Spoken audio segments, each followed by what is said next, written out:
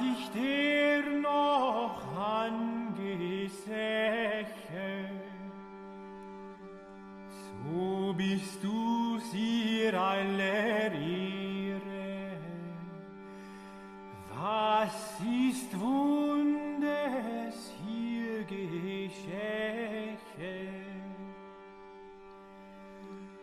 Dass ein Magd ein Kind gebar, ihre über aller Engel Schar.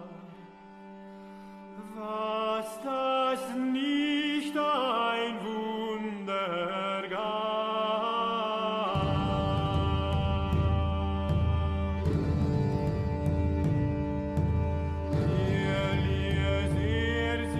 This is The New Right, a podcast for the lost arts, reclaiming the literary Holy Land from the heathen. This is Matt Pegas. And this is Dan Baltic. And we're here today with T.R. Hudson, who, this is New Right podcast, and T.R. Hudson is a new writer, or at least new to our sphere. He kind of broke through back in August of 2021. And by the way, TR, you can correct me. I don't know if you may have had a previous writing, any previous writing before that, but we first sort of came across you, well, not quite in August 2021, but I know that your first major story was your John Henry story in August of last year, which Zero HP Lovecraft retweeted. And my understanding is that's kind of how you first got your name out there. And then since then, you've been continuing to publish stories on your Substack. And perhaps most importantly, and one of the major things we're going to discuss today, is that you published your first novel, Automaton, in January of this year, last month, which came out on Amazon and has gotten very, very good reviews, more support from the likes of Zero HP and Lomez, and you seem to be, gaining more and more followers, which is fantastic. But yeah, no, I've read, I read Automaton. We read Automaton in advance of the show, and I also dug through your Substack. A lot of great work. But TR, welcome to the show. Thanks for having me, guys. TR. Thank you for having me, guys. I really appreciate that. So John Henry was my first story. I published that in August of 2021. Just kind of on a whim. I'd written it a while back and had it sitting on my hard drive. Zero HP Lovecraft had done a podcast with Aaron McIntyre. Mm-hmm. He's gonna be mad that I butchered his name. I think that's right. Yeah, Aaron McIntyre. They did a podcast together, and Zero was just, he seemed like a guy. He seemed like some dude. I'd never heard of him before, but he was talking about fiction and writing and how to write non-cringy right-wing fiction. And I thought, I could do that. And then I DM'd him one day on Twitter. I created a Twitter, DM'd him. I told him I'd read some of his work, which was true, and that I liked it. We talked about Borges, because he'd mentioned that Borges was a big inspiration for him. I personally can't understand Borges. I've read a few pieces, but he's very dense. But there were a couple pieces like Three Lives of Judas Borges has some great stuff. Yeah, and Borges, another writer of the right, of course. Yep. And he's an interesting one, yeah. And I talked to Zero a couple times, asked him for some pointers on writing. And then one day I was like, hey, I got this story. I'm going to publish it. Do you mind giving it a read? And he was very gracious. He read it. He gave me some notes, actually. He said that he really enjoyed it and that he wanted to, put it out there for people to see. He's been a very good friend since I joined Twitter. And yeah, no. It's funny. He said that BAP would do the same things when BAP had his account, that he would, try and boost other people up. So he was trying to kind of pay it forward in that regard. And I've tried to do that myself, though in obviously a much smaller way. For sure. No, it's a good way to be. And obviously, Dan and I don't have huge accounts either at this point, but a big part of what we're trying to do here is like boost boost anyone to the degree that we can. And yeah, I do think there's a really good currency. I shouldn't say currency because that sounds mechanical and fake and gay, but like there's a good like system of people with specifically within that like BAP 0HP, for lack of a better term, frog Twitter sphere, where people are all about sort of boosting other people.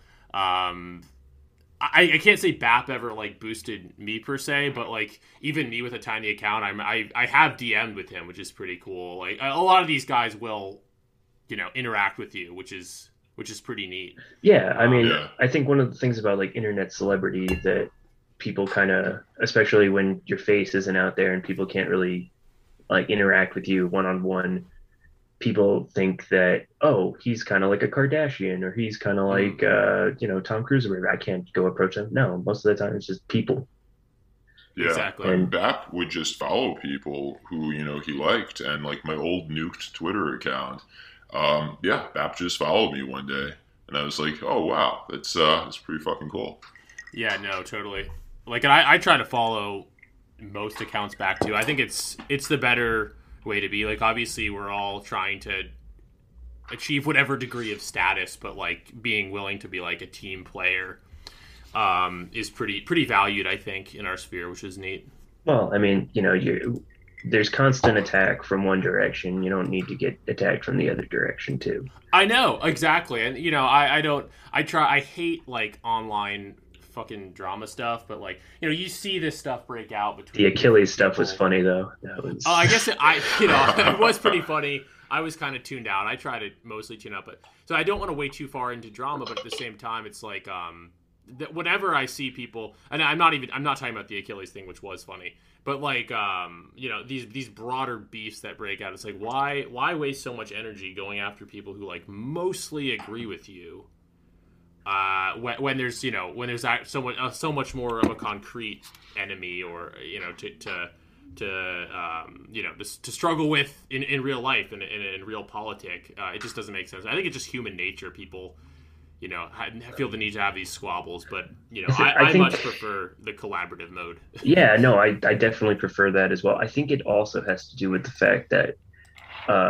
inadvertently or not, we're in an echo chamber, sort of. Right. The leftists, they don't interact with us, block right away, and we block them right away. So all we have is each other. So of course that's where the fighting is going to begin, because that's the content we're actually seeing. Yeah, of course. The leftists are basically NPCs because we don't interact with them, and for good reason, because you could be doxxed, you could be whatever. So the only real people in our sphere are the people in our sphere. Right. Yeah. And at the end of the day, like anything else, and it may be regrettable at times because I do think the collaboration is better, but at the end of the day, sometimes it's a squabble and a struggle for, status online. And I think that's where a lot of it comes from. But right. It's like, I know that my next big, boost is going to come from my takedown of Nutcranker. I'm just gonna drag it through the mud, and then that'll make me famous. After you already drag Dragon Day on your Substack. No, I'm just kidding. As long as he gets me headlines. Yeah. We'll box in real life, Dan. But no, I like Dragon Day a lot. Yeah, and I liked your review, and to whatever extent there were criticisms, I did appreciate them. Definitely a good one of your nonfiction entries into Substack. It's kind of cool how you have like maybe 6 or 7 short stories on there, and then you also have a couple really good nonfiction pieces, which is neat. That's kind of the direction I want to take my Substack, I think. I mean, it's tough. A lot of the stuff that I have on there is stuff that I had written a while ago, and then I'll just touch it up. I've been writing for a few years now, and I just never figured put it as out much. There. Yeah. No, you don't seem like a beginner writer, even if you're kind of first coming into like our sphere now. Like, obviously, there's kind of a polished craft there, which I guess I can pose it as a question. If you want to talk about a little bit about, are you someone who's had literary aspirations your whole life? Kind of what's your journey there of like wanting to be a writer, and what are some like formative literary influences, and how did you as a writer come to be? I am very late to this game. It is a very recent love and obsession, and I think it has become an obsession at this point. I watched a lot of TV growing up, didn't read much, but I always enjoyed stories. People told me, "Oh, you're good at telling stories." Like I could tell like a long Norm Macdonald joke, and it'd be engaging, and I wouldn't fuck it up. And Yeah. but yeah, I went to college. I started actually reading. I took a couple of writing classes, a few English classes, and I was like, oh, okay, so it's not just Harry Potter and the Sorcerer's Stone or whatever. Like there's actual substance to be found. And because I'd read nonfiction stuff. Like I have a bookshelf full of just everything from World War II to philosophy to just Pat Buchanan, BAP, and everything in between. So I was like, fiction's kind of pointless, whatever. That's and I fell in love with it in a college class, and I just wanted to add to it. I fell in love with the Western canon specifically. Yeah. And I thought, okay, my aspiration is to join that, to write something that in 100 years they'll be teaching classes like, and then T.R. Hudson wrote this, and that's added to the conversation in this way, and blah blah blah. And I don't think... it comes across, and not in a bad way. Like it comes across in a good way that you have that ambition. I mean, a lot of what you write, I can really feel the influence of a lot of Western greats, and specifically American greats, I would say. And we'll get into some of them on this show, whether it's Cormac McCarthy. I see Jack London influence, maybe even Steinbeck. You Funny you say that. Haven't read much Jack London, but Grapes of Wrath is definitely in there. Yeah, well, and we'll get to Automaton, and the Grapes of Wrath influence is pretty clear. Very interested to know that you haven't read much Jack London, because I could see that either way.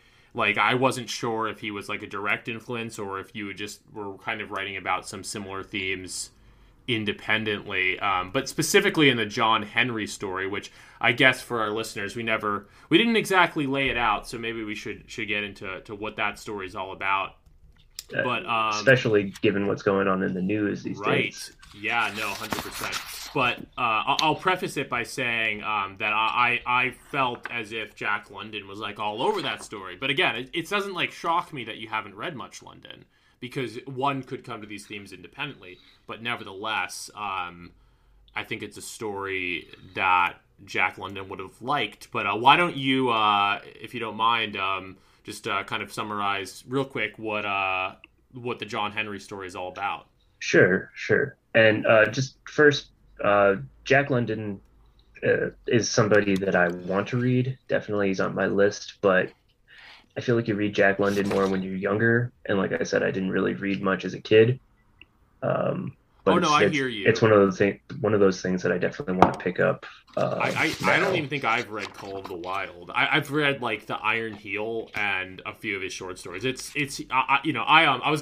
actually gonna riff off of what you said. I'm kind of similar. I wasn't a big reader as a kid either. I got into it much later. So I think it's a fairly common experience for a lot of like males in our culture, which could be a whole nother topic here. I mean, like, you go to the library to story time, whatever, it's like, it is a little feminized, and I feel like a lot of, especially guys, kind of get turned off of books. And a lot of teachers are female, a lot of librarians are female, or spiritually female, shall we say. Crucially, the books we're given are books that are feminized books.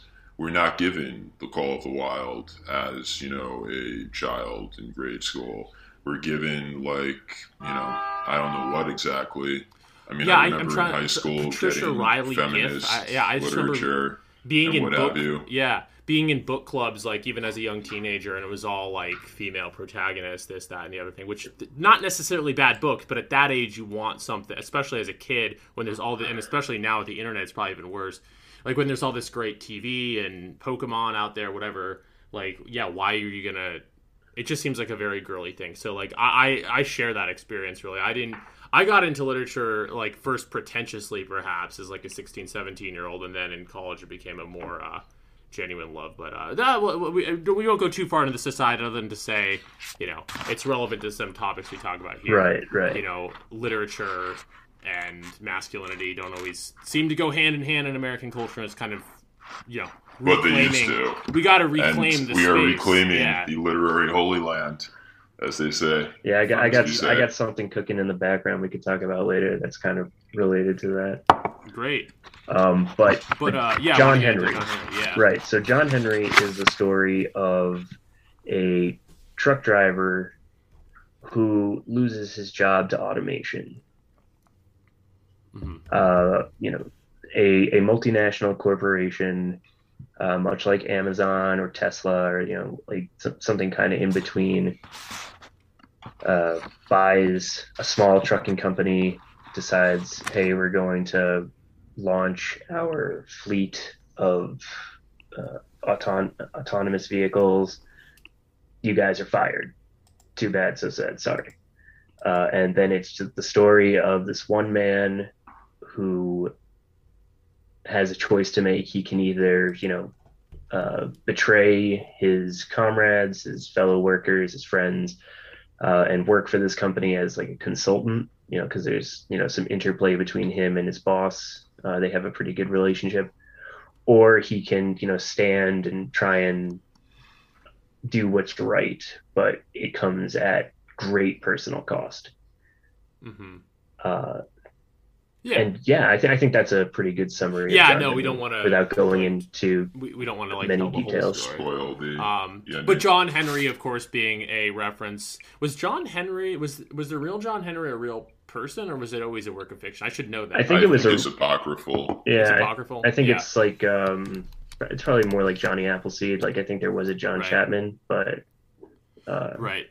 But of course, the story there is at the advent of whatever track laying technology, John Henry was apocryphally set in a race against an automated track layer as a builder of railroads, and it comes down to a race. And I believe in the story John Henry ended up winning, but then dying of exhaustion, or perhaps there's different versions of the story. He drove so hard that he broke his heart, and he laid down his hammer and he died. Yeah, exactly. So funny the things you remember. yeah. To whatever extent that mirrors what happens in your John Henry story, well, people will have to read to find out. But, it's that idea. And yeah, no, it's an excellent story. I say Jack London, and again, my main reference being this somewhat perhaps lesser read Jack London, more adult-oriented Jack London, I guess, called The Iron Heel, which is kind of this... it's been a while since I've read it, but it's written in, I guess, probably the 30s, and it's sort of this weird proto-science fiction, post-apocalyptic, speculative political novel, a little bit like Automaton, which we'll get to, just in terms of that sort of setup where it's like a near future, and there's this interplay between big corporations and sort of new governments. Again, I only remember snippets of The Iron Heel, but one of the major things I remember is there's this protagonist called Ernest Everhard. If you could come up with a more like I don't even know what you'd say on the nose name for a masculine type of hero, but Chad he's a social. Thundercock. Yeah, exactly, Chad Thundercock. But he's basically a socialist, or like a working class hero type in London's novel. And Jack London himself was, of course, and is remembered as a socialist, although he also had fairly masculinist and fairly racialist views. So do with that what you will. As did many people during his time. As did many people during that time. But everyone was red-pilled in the 30s. Exactly. There wasn't this whole like social dimension of leftism yet, and rather the focus was on economics. So London in The Iron Heel and elsewhere, and perhaps in his own life, sort of embodied or and wrote about these very masculine working class type heroes. And I do think that, I believe his name is Gregory something in your John Henry story, that he's that kind of hero. You know, he stands up for the working man against the mega corporation, but he's not like Antifa. He's not like a bug man. He's the opposite. He's very masculine and well, I don't know, maybe not very masculine in the case of your protagonist, but at least, you know, he's a guy. He's a man. He's a blue collar guy, and I see that as a kind of Jack London type of hero, and it's interesting because I'm kind of stumbling on my train of thought here, but let me collect my words. Jack London considered himself to be of the left, but I think there's a real question, and you know, we're seeing it now with the truck drivers in Canada, you know, occupying Ottawa or whatever, where that kind of working class hero of sorts, standing up in solidarity with his fellow workers, they are no longer a force of the left, but rather of, you might say, the right, or you might say something more populist or nationalist, and it's this interesting political change. And Dan and I were kind of talking before the show, like, yeah, when London was writing The Iron Heel and his other work, there wasn't this whole kind of social dimension of what leftism has become. So maybe it made sense. Like, this is the if you're going to stand against the corrosive powers of big capital and mega corporations, you're going to be of the left. But I really think that has now totally changed, and it's the more national populist side. So I feel like I'm kind of meandering here, but I didn't know if you had any thoughts on that. Right. TR. Right. Let me be Tim Pool for a second and say that it's complicated. But in all seriousness, I think what you're seeing in Ottawa, I grew up in a working class household. My dad actually is a truck driver, so that's what inspired this story. It's funny. I was a big Joe Rogan fan for the longest time before I kind of, fell into the frog Twitter or whatever sphere, and then I kind of listened to more based things. But I listened to an episode of Joe Rogan where Andrew Yang was on, and they were actually talking about automation, and that's where this whole thing sort of came from. And Andrew Yang is definitely not a man of the right, but I think there is, working class people don't care about left or right. They care, how can I get food on the table? How can I be left the hell alone? Culture war shit doesn't really bother me too much. And the fact that you have these, screaming blue-haired SJWs, NPCs, whatever that hell you want to call them, kind of just being there and being a blockade to them. Okay, that's the enemy now. If it were Pinkertons dressed in whatever and working for big corporations, they'd be the enemy. It's very much there's no theory there. It's okay, this guy's attacking me, he's no longer my friend. He's my enemy, I must defeat him. So I think it transcends left and right in that way. And that's kind of how I see politics. There's a reason that I'm not a political blogger or YouTuber or something. I just don't have the aptitude for it. Yeah, no, it's interesting because kind of as you were kind of saying before we were recording, you were sort of saying our podcast is like this too, where we're not really on the nose with politics, and rather we focus on, I guess for lack of a better term, building the culture. And I think that's definitely very true of your writing as well. There's one pretty good Amazon review of Automaton out, and someone, and I know we haven't really gotten into Automaton, so I won't say too much about it. But basically, they say suffice it to say, it's kind of a post-apocalyptic or post-collapse of the United States set novel. And what they say is there's no element of wish fulfillment in the post-collapse scenario you describe in Automaton. It's not like the Turner Diaries or something where it's like, oh, this is gonna happen, and then like there's gonna be a race war and blah blah blah blah blah. Nothing like that at all. Rather, it's this kind of very bleak, somewhat McCarthyian, we might say, look at what a post-collapse scenario might look like. It's devoid of really overt ideology. And the same goes for John Henry, and the same goes for the other stuff of yours I've read on your Substack. You're kind of first and foremost focused on these very human issues, and first and foremost focused on them and exploring how people respond to conditions they find themselves in. And yeah, I think you're of the right, and I think you're somewhat traditionalist. I won't put you in any box, but I do think you're of the right, and I think that if you read, you can see why you'd be of the right. So it's not like there's no politics, but the politics are not on the nose, which I can definitely appreciate. It takes a lot of talent to be able to write political, like overt political stuff without it sounding ham-fisted. Like Ben Shapiro wrote a novel, and it, famously lampooned. Yeah, and I mean, like, there you go. Like, that's all you have to say. Like, I mean, I think that's the problem with a lot of modern fiction, is that they're political first, and they don't really care about the work itself and the craft of writing, as pretentious as that sounds. Yeah, no, definitely.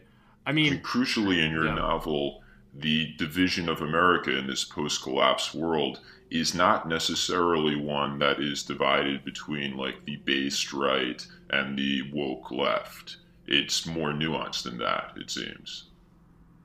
Definitely. It didn't start out that way. The original idea is like, oh, it's going to be the based guys on this side, and it's going to be the commies on this side, and the good guys are going to win the day. And I think there's room for that.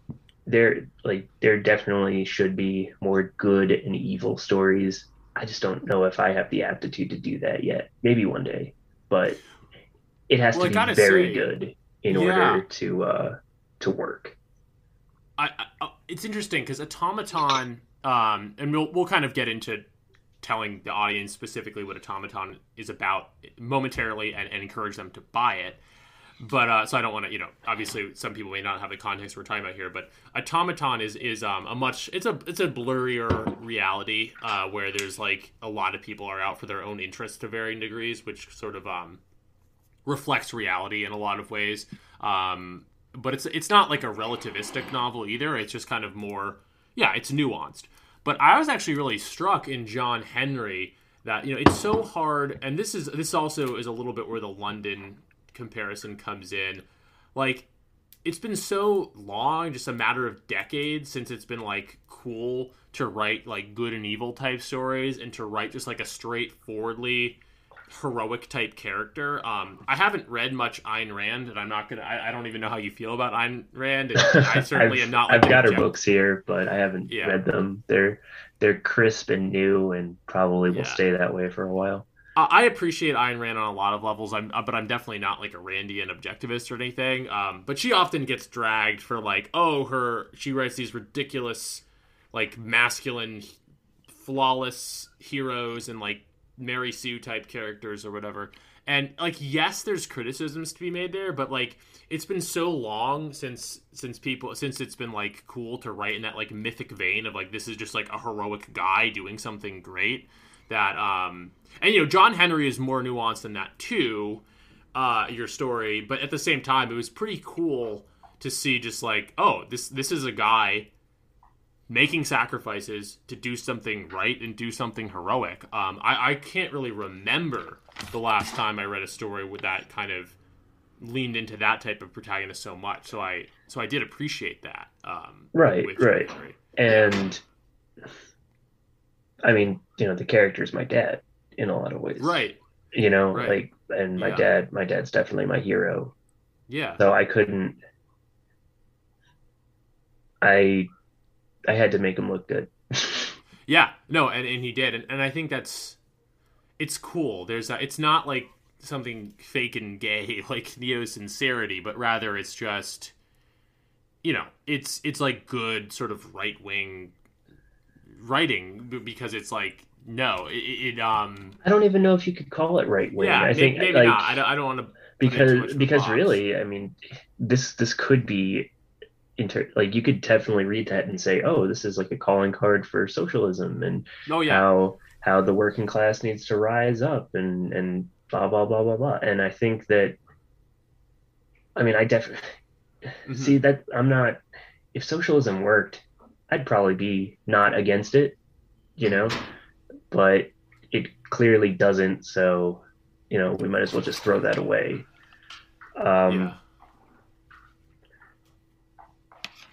but yeah, I think it says something that, um, just a guy trying to do the right thing, which would have, 100 years ago would have been, oh, okay, yeah, you're just a guy doing the right thing. Now he's a hero, and he's Yeah. exalted over all the bugmen who just kind of go along to get along, and I think Hmm. that's why, 100 years ago, the Canadian truckers would have been treated like people at a mining town, and they would just sent in the brute squad, and that would have been taken Yeah. care of. But now these soft, like wimpish powers, or like, oh, you better not do that, or you're not gonna like it.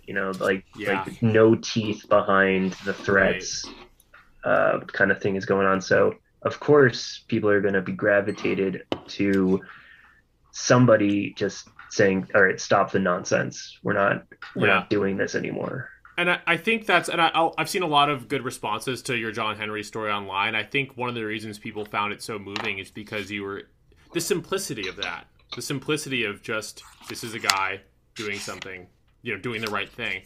Um, it makes it moving because we're so used to, the anti-hero and this and that, and maybe automaton. And there's nothing wrong with the anti-hero. Certainly, that's most of what I've written, most of what you've written, Dan, and even automaton is a Yeah. little bit more of an anti-hero type. But Definitely. in John Henry, you captured something, something very nice and simple about just a man doing the right thing. And you bring up some interesting themes here too, in terms of like, old left versus new left, and like, the way that power used to be inflicted versus the way it is now. Now it's, and I think this is kind of a view that you may share with our friend Bap, in terms of, the way power now being inflicted by kind of these nerds behind computer screens, Oh, and that being definitely. like a further level of degeneracy. I mean, look, I don't support like old school capitalists coming down hard on unions, but at least there was like a straightforwardness to that. But now, yeah, we live in a world where everything is kind of inflicted behind the screen by these people who are like physically weak and grotesque, but like able to manipulate information essentially in order to, keep themselves safe and inflict their sort of bugman will, not to be too on the nose. But I wanted to highlight another really interesting place you write about this, is your nonfiction piece. And I think it was in, what's that magazine called? Man's Man's World? World. Yeah, Yeah, Man's World. That was issue 5. So the Man's most World. recent one. Uh, That's put out by Raw Egg Nationalist at Baby Gravy. oh, gotcha. Yeah, Okay, so yeah. he's incredible actually. Yeah. He's a very talented guy, very very gracious person as well. Yeah, I need to read more of his stuff. But your piece, what's it called? But basically it's about two baseball movies you love and two baseball movies you hate, right? Right, Well, right. It's that's called right. Yeah. Manhood Baseball and the Nerds Who Ruined Both. You wanna just give like the elevator pitch for this piece real quick, because I Yeah, thought it was sure. fantastic. Yeah. So my favorite movie is Field of Dreams, Hmm. with Kevin Costner, based on the book by W.P. Kinsella. And then another really great baseball movie, also based on a book that I love, is The Natural with Robert Redford. And these two books are about way more than just playing baseball. The Natural is an Arthurian legend in America. He has his Excalibur. He's got like his Knights of the Round Table. He's touched by God, to play ball and to bring goodness and light into the world, if to not be hyperbolic, but seriously. And what I appreciate about the movie is it takes that very seriously and it handles it with extreme care. Uh, Field of Dreams is about a man who had a poor relationship with his father, who wanted to be nothing like his father, and ends up building a baseball field because he thinks that that's what his late father would have wanted, kind of. So it's about fathers, and they're both about fathers and sons. They're both about baseball. They're both about magic in the best, most simple kind of way, like not like what you think of as like magic and witchcraft and like, what Hillary Clinton may or may not be doing at the back of a pizzeria. But just like you don't make movies like that anymore. The cynicism has really sunk its claws in. Right. And I think that's kind where of a little bit, not to cut you off, but a little bit like right. what I was saying about your John Henry story. There's no cynicism in it. I think that's probably the TLDR of what I was trying to say. Is there's no cynicism in your I think John there's Henry a little story. cynicism at the end, but okay, there's a lot of cynicism at the end.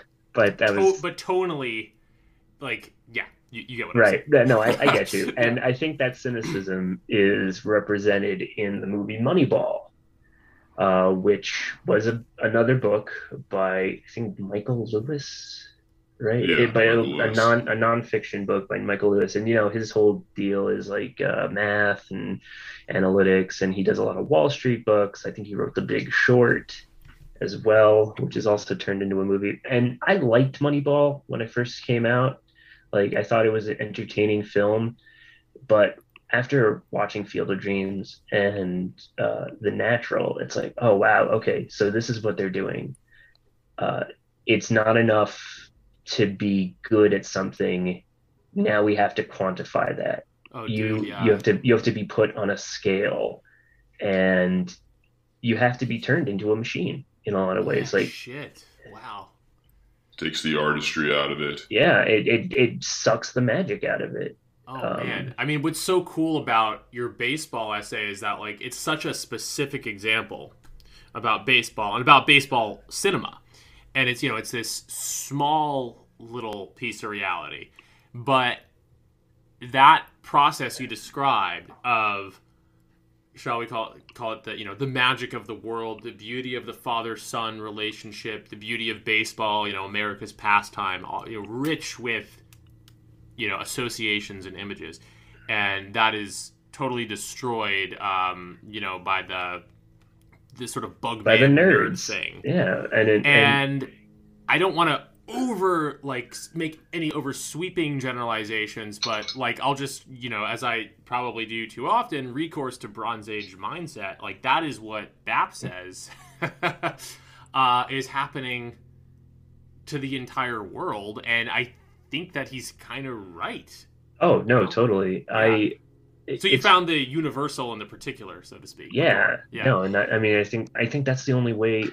That's the only way that people ever get anything is if you particularize an idea. Right. It's certainly the best writing. Yeah, it's definitely. all about that. Yeah. Yep. Like, Dubliners is the best group of short stories about any place ever, and it's very much about Dublin. Totally. But I don't know. I wasn't even really good at baseball as a kid. Like, I kind of sucked. I wasn't very athletic until I got older and put on a few pounds and some height. But I don't know. It was something. It all goes back to me and my dad. It really does, because I listened to the ball game with him on the radio. Because he'd be cooking or whatever, grilling, and that's what was on in the summers. And it just sucks that I'm not sure I'll be able to have that with my kid. Jeez. Yeah. No, and there's a deep sadness in a lot of my work. Well, all of it, really. Yeah, but, no, there is. I think the closest. I think the closest that we have to like a baseball hero these days is like Shohei Ohtani, and he's from Japan. He's the Japanese national hero right now. There's no there's no more Mickey Mantle. Yeah. Which maybe Mike Trout, but even he's like a slave to the analytics machine. Jeez. No, man. Wow. No, that's like definitely gets to the heart of things. It's just like you see that meme. Like I was reminded of what you just said. Like the whole like meme of it's like a cartoon boomer, and it's like I just want to grill. But it's like there's really something to that, and there's something to the declining quality of life for the middle class and the lower middle class and the working class that I think gets to the very heart of what motivates the broader political movement that, as we've just talked about, like we're not really trying to talk about politics directly here, but nevertheless, like we're tied into that, the Trumpian moment, that kind of sadness of that lost past and perhaps lost future is, I think, really what motivates a lot of this. And I think your work highlights it in a really visceral way where it's not really political. It's about these small things, that we've lost. And you're writing frequently, both I guess both in the nonfiction and fiction, because definitely in that baseball essay and definitely in John Henry, and absolutely in Automaton, which I think we can now turn toward talking about more squarely. A lot of the moments you have a lot of your writing fiction is pretty hard boiled, shall we say? Like it's about Automaton is about someone who's in the military, essentially, at least at the beginning. So it ties into it's masculine and it has to do with fighting and struggle. But there is some absolutely arresting moments of emotional resonance that describe like the just deep sadness of loss. So that's not really a question; it's more of an observation. Right. It's something I appreciate. What's that? Yeah, I could probably add something to that. So, I married a wonderful woman who is quite patient with me, and the main character of Automaton, Michael Connors, is very much me in several different ways. One of which I am very good at stonewalling and just turning off my emotions. And that's super difficult for her as somebody who wants to just, connect with me on like a human level. And sometimes I'm just like, no, I can't do it. Like it's just too much. And I just shut off. And, as part of the inspiration for the book was, okay, what does that guy's life look like in hell? Does he thrive in hell because he doesn't have to feel that pain, or is he just kind of waiting for it all to be over because it's just so much of the same every single day? And that's part of where the book comes from. It was originally a much longer work. John Henry was originally one piece of a much larger work. It was going to have 4 different POVs. It was going to span over 20 years, and the best writing advice I'd ever gotten was start small. So you want to write this Tolstoyan epic? Well, let's start with a short story about one person in one time and place. And I think I ended up breaking up the massive story into a bunch of different little things. Yeah, because I did notice the tie-in between Automaton and John Henry being the reference to the corporation deluge. So I kind of got the sense they may be in the same universe. Yeah, and I changed the last name. So George Connors is the protagonist of John Henry. Oh, sorry, I think I said Gregory earlier. My apologies. Yeah. I don't expect you to have a eidetic memory of all my work, although that'd be cool. So George Connors spelled E-R-S, and then Michael Connors spelled O-R-S. There was a lot there. I could probably put it out one day, maybe as something else. I have over 100,000 words unused on this project. Yeah, wow, that's a lot. Yeah, I've been working on this for a while. Like 3 years. Mm-hmm. So it feels good to just put it out there and then get to talk about it. As I not famously, but as I have said multiple times, I mean, my book I was tinkering with for way too long. It was good to finally get it out, because once you start to get it out, there's more of a snowball effect, and people start to read it, and doing the next thing is a lot easier after that. Right. I just hope I don't hit like a sophomore slump, but I don't think so, because I think it's going to be better.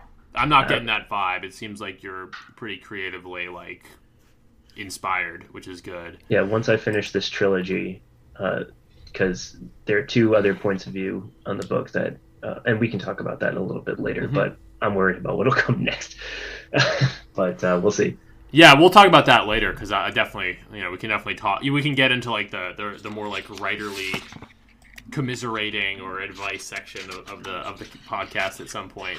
There's definitely stuff to talk about there about craft and habits and whatnot. But do you want to just I know we kind of already have, but do you want to just real quick put into your own words like what is Automaton about? What's like the 2-sentence pitch? Going by. So I think Automaton, and I wrote a bunch of notes last night after you sent me your kind of outline, and I really appreciate that because I'm terrible off the cuff. But Automaton is about navigating through hell. Michael Connors is a soldier turned bounty hunter. He's lost connection to his emotions and his humanity due to a government experiment. And he's therefore tasked with assassinating a scientist that lives in California. So he has to travel from New Jersey to California to go do that. And the East Coast of the United States is in total darkness and total chaos for reasons that I kind of allude to in the book, but also get much like, again, this was a much larger work at one point, so it would have all kind of fit together nicely.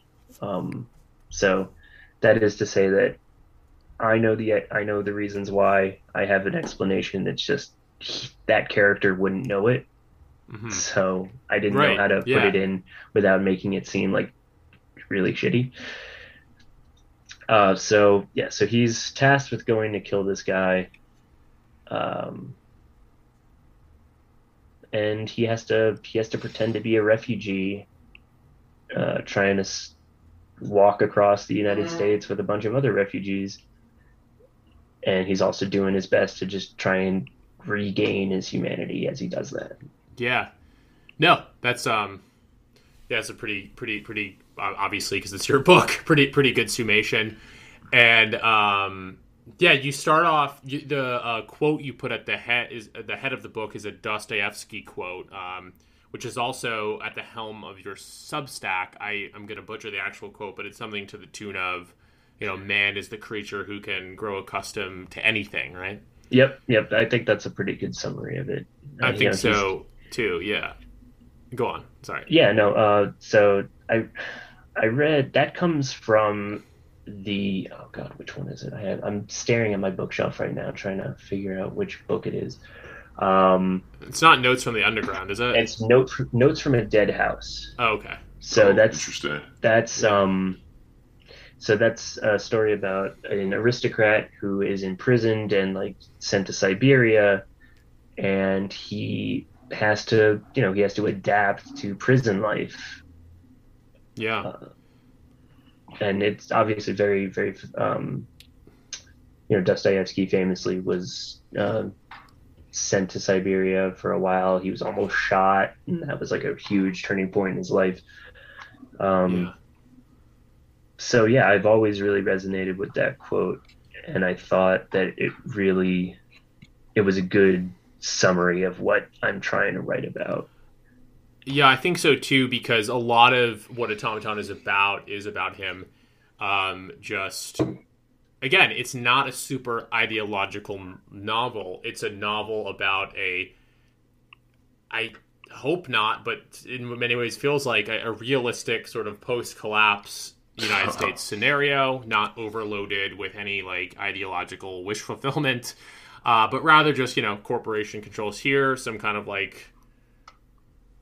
leftist pseudo paradise over here, a lot of wasteland and chaos in between, and Michael Connors navigates this, and it's just him. It's basically just him trying to survive, trying to vie with the powers that be, who kind of have a certain degree of control over him, and about him sort of in that Dostoevskian way, just kind of abiding by reality, a grim reality. But it's also on a deeper level, not just about his external circumstances, but his internal circumstances being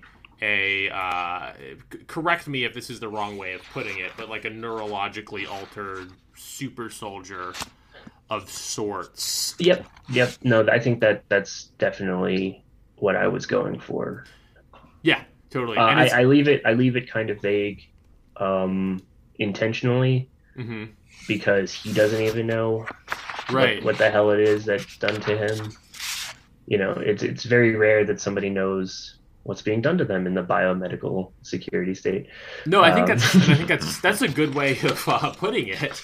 Like in real life, we don't really know what the heck is going on a lot of the time. So like I have a pacemaker and it makes my heart go boom, boom, boom, and then I don't die. That's about as much as people really care to know about certain things. Right. Yeah. Yeah. Well, I mean, we don't know what are in these vaccines. Yeah. But what was I going to say? Like, it's interesting that you're saying more writing. You yourself have a more clear idea of what exactly happened to the United States in the world of Automaton that led it to be the way that it is. You have more of a clear sense of what happened to Michael Connors than he necessarily knows himself. It comes across in the novel. There is a degree. It's interesting, and I actually like it. I wasn't sure at first. I felt like maybe I was missing something, but after having read the whole book, it's like I think it completely works, where it's like certain elements of the more speculative science fiction elements of the book are a little vague, but they're also kind of not really the point. You know what I mean? Like that's part of the setup, and it's an important part of the setup. But really, the book it's you could call it science fiction, but it's really not. Really, it's more similar to like Grapes of Wrath, or to an extent Blood Meridian, and we'll get more into McCarthy later.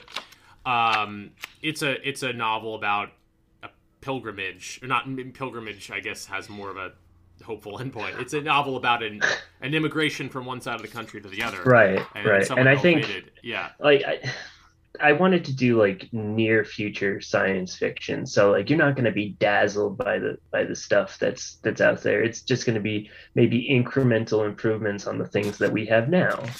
In one of the early chapters, one of the characters talks about how the ETP, or the Enhanced Training Protocol, which is government nonsense, the kind of thing that a government would create and would mean nothing but say everything. The neurological change in their heads was actually based on MK Ultra, and that's, I think that is a logical step that's coming. When I first thought about this, I thought, okay, post-traumatic stress is a big deal, right? I know a lot of soldiers who came home who are dealing with that, and it's awful.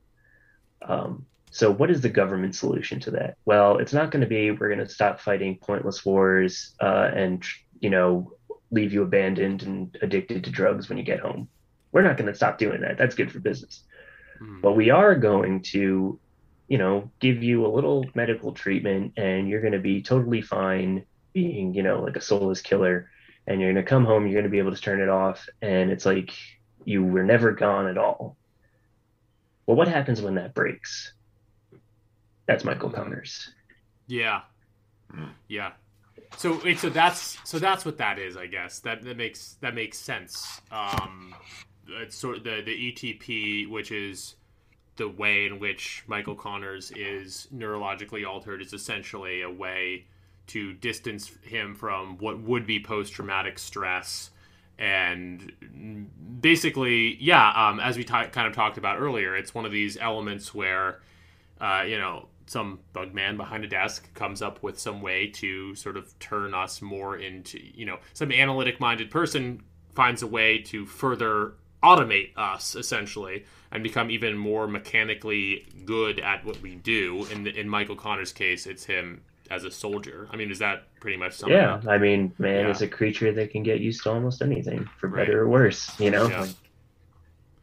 Yeah, because I was gonna, and you can do this to whatever extent you want. I was going to ask you to sort of, just because it's not always foregrounded the novel, that maybe it'd be helpful for people who've read it or people who will read it to just kind of lay out some of the more speculative elements. I think that sums up pretty well kind of what's going on with Michael.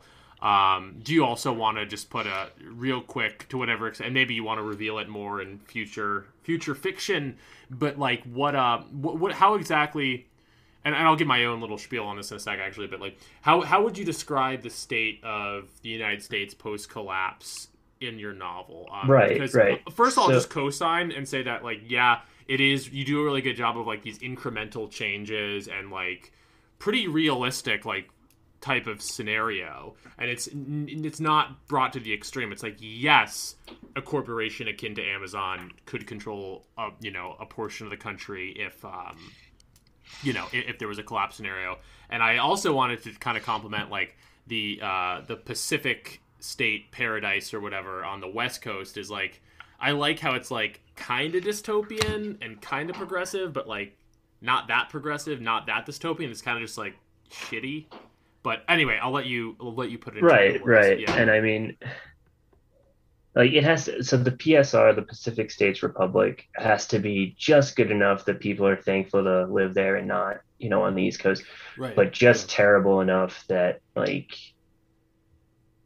you kind of, you could see why you wouldn't want to live there. Yeah, it's just very banal. Yeah, totally banal. And as someone who lives in California, I like living in California. The weather here is beautiful. Blah blah blah. I have my life. I'm not complaining about where I live. I'd move.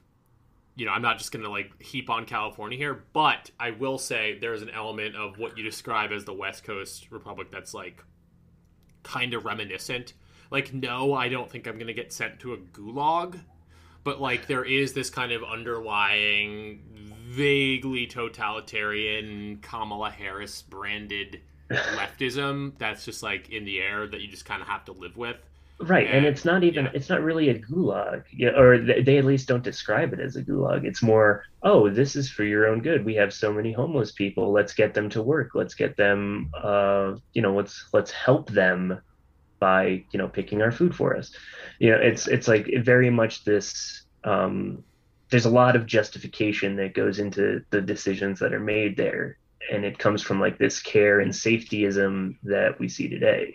Very, very accurate to kind of not just California, but just kind of what the whole like I guess like mainstream branch of, I don't know, the Democratic Party or the left, especially like with COVID, like what they're all about is like it's like soft, very soft power, and very soft. We have to protect grandma, Right, but nevertheless, kind of all-encompassing, like soft, but still pretty intense. You capture that really well. I remember the line. It's toward the end of the novel because that's when they actually get to California. But like everyone knows everything about everyone in the West Coast Republic. Like you can find anything up to including like what kind of porn people watch. Just like, I guess by Googling them, it rang true. This kind of soft totalitarianism that I think, I don't want to get into COVID of it all, whatever. But like, there's that element. I lifted that definitely from Brave New World. So like, like that everyone for everyone kind of thing. Yeah, there's an element like the kind of cult of health and safety that would seem to want that. It also, I'm not going to speak on something I don't know much about, but I also feel like in China, there's like an element of that, and I think it's a realistic fear for the way things could be going. Less so than like us all getting sent to work camps. Like that seems to be the real. So I think, and I didn't know how I don't know how we got here, but that makes me think, okay, how do we replace God? Because people used to act in a moral way, like, the cynical take is people will act in a moral way if they think that they're going to go to hell for all the sins they commit. Mm-hmm. Well, we've killed God. So how are we going to make sure that people follow our soft power oh, we'll just, kind of nudge them along and take away everything if they don't agree. It's the secular atheist religion. Yeah, no, completely. And it's definitely operative within, again, within whatever you want to call it, the modern mainstream face of the left.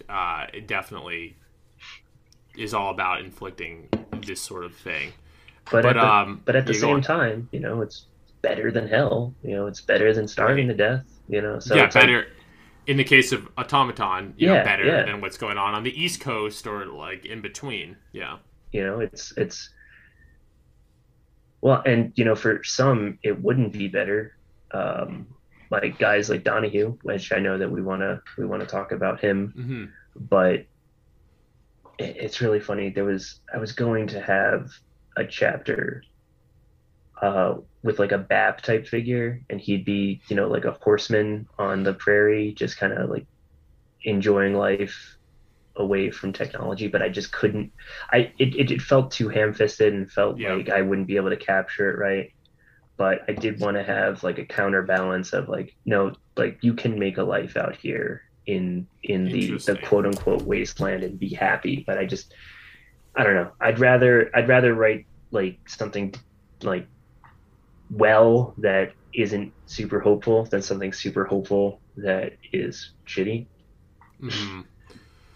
Well, I mean, nevertheless, even if that character is not in there, it's definitely, especially towards like the middle of the novel, one starts to think about those kinds of themes, like the freedom of the wasteland, or the freedom of the what's the word I'm looking for? The open horizon, the freedom of the frontier is the word I'm looking for.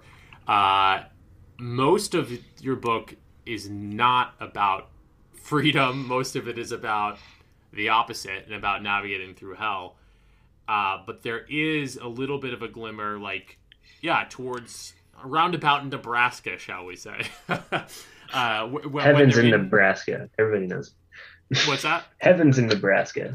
Yeah, I mean, not exactly heaven, because a lot of bad stuff happens in your novel within that sort of middle of the map moment, but also because the West Coast is so bad in its own way, and because the East Coast is so bad in its own way, that is the moment that feels the most rife with freedom, the most sort of pregnant with possibility. If you're going to have that Bappian character, I imagine you'd put him somewhere around there. He would have been around there. I couldn't make it work. And I think it would have been a little bit of a digression. Not that digressions are bad, but even without the character, I think that spirit is captured. Maybe it's just one monologue from the character of Donahue. This might be a good time to sort of touch a little bit on the influence of Cormac McCarthy and a book like Blood Meridian on you and on Automaton. I guess to frame it as a question, do you want to describe briefly Donahue as a character? Sure. So Donahue is not Judge Holden, but he wants to be. Yeah. He's Judge Holden if Judge Holden was raised in modernity, like if he was raised in like the fake and the gay. Yeah. That comes across. He's the culmination of our excesses, and in a just and functioning society, he would have been contended with a long time ago by a strong group of men who would like either send him out to pasture or set him right. He's like cancer. He is human cancer, I think, in a lot of ways, because he's everything. He has room to grow because everything around him is dead and hollow and just like weak. So he has time to fester and just do whatever he wants. He's like, the evil Ubermensch who can just go around and just flaunt society's values because he creates his own values, but not really, because he's just living the opposite of society's values. He's living many such cases, as they say. Yeah. He's he's like a pure sensualist. So he's just doing whatever feels good to him. Damn the consequences because he's not going to have to pay them. I think, like, but you also can't blame him. Yeah. You can't blame cancer. Cancer's attacking your body all the time, but your body just usually fights it. Like society usually excises the Donahues of the world, but when you're old and sick, that's when it takes place. And I think I guess he's like a within the oldness and sickness of a collapsed society. yeah, exactly. Also a hauntingly perhaps realistic type in what you could imagine happening in a post-collapse scenario. I mean, some people sort of some people that are like kind of like in our sphere politically, I guess. I'm thinking about Jack Donovan, who I like, so I'm not like putting him down or anything, but like, he'll talk about, in so many words, because he's pretty good at kind of writing between the lines, but in so many words he'll talk about like, the potential sort of virtues of a post-collapse scenario where you have these new gangs of sort of men forming, the foundation of new things. And read that to an extent too, re-barbarism and even like me, I can, see where that could be good, basically the foundation of something new. Raising the black flag, as it were. Yeah. Yeah, the new age of piracy that we hear about. But the reality of it would be oh man. But the reality of it in some cases, a lot of people do, even if they have physical strength as Donahue does, they don't really have that real creative fire to build anything worthwhile, and rather they're just monsters. They're not monsters who could then become virtuous in some way. They're just sort of lame, sensual monsters. Well, I think crucially, you need a good society we discussed how Jordan Peterson popularized that quote that first you have to be able to be a monster, which maybe applies to Donahue in some respects, before you can be good. But in order to be good, monsters have to live in a good society and have that create group of men that TR mentioned to set them straight. Totally. If there aren't a group of good men to set monsters straight, they just remain monsters. There's that. Thanks for bringing that up, Dan. That one Jordan Peterson, because I happen to like Jordan Peterson. I know you guys kind of like him too. Yeah. I understand why people don't. I just take him for what he is. I take the good with the bad, definitely with him. Totally. But there's the one talk he gave where he was like, who is responsible for floods? When New Orleans is flooded and the levees break, it's not the flood's fault. It's society's fault for having levees that were so deteriorated that their city could be destroyed by a flood. You don't blame nature, and I think in many ways Donahue is just a force of nature, much like the Judges, much like Anton Chigurh is, though to a lesser extent, because Cormac fucking McCarthy.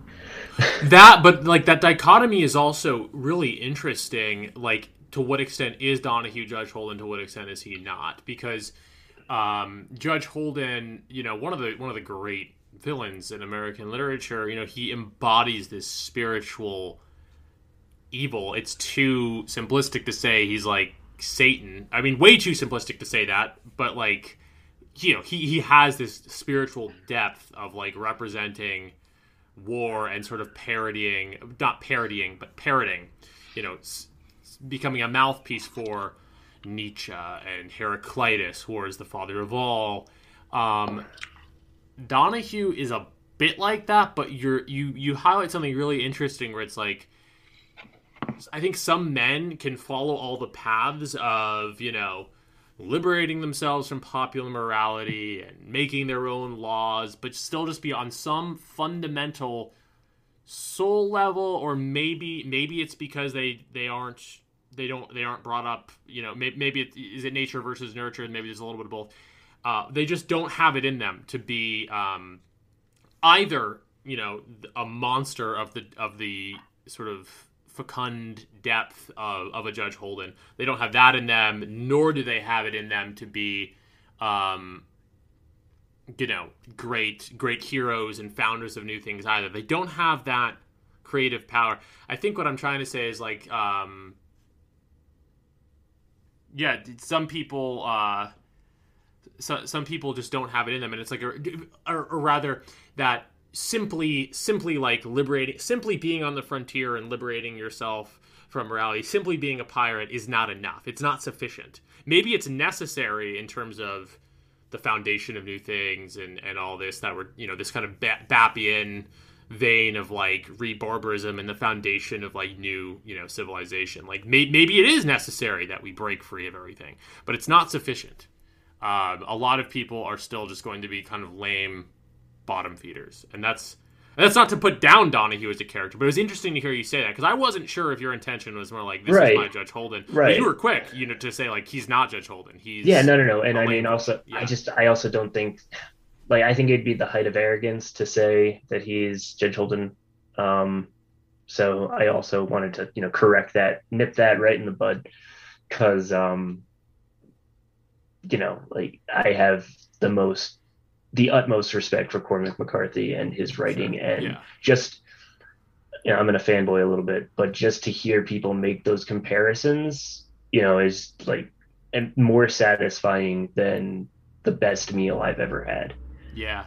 I hear you. But one thing that I really thought was interesting with Donahue is, okay, let's make this evil monster type character, and then he also thinks the protagonist is his best friend. Yeah. What does that say about your protagonist? And like, what the hell does he do with that? And I think, at least I try to explore that through Michael's point of view.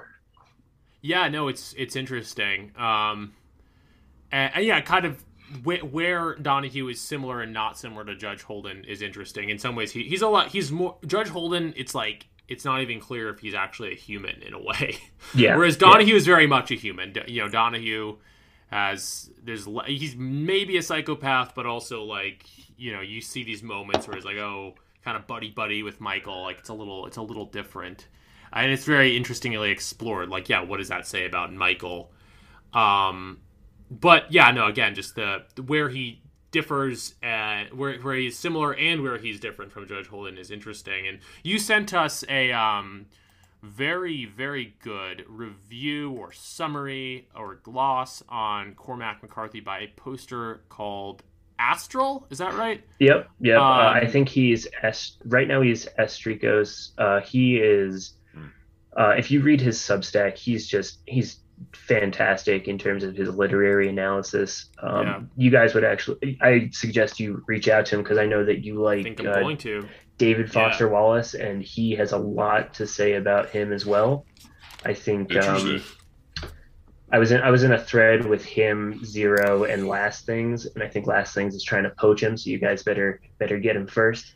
Just kidding. But he does a lot of Twitter Spaces as well, where he'll talk about literature and stuff. I think he and I have been meaning to do one where we talk about Blood Meridian. I don't know how much I'll have to add to it, because I think I think his summation and his conclusions are perfect. Yeah. I wrote a comment on that post that it reminded me of reading Harold Bloom. Yeah. Because I happened to be reading Bloom and him at the same time, and then I revisited months later, and I was like, oh, some of the lines in here I thought were in Bloom's review. So definitely go check out Astral. He's great. He really is.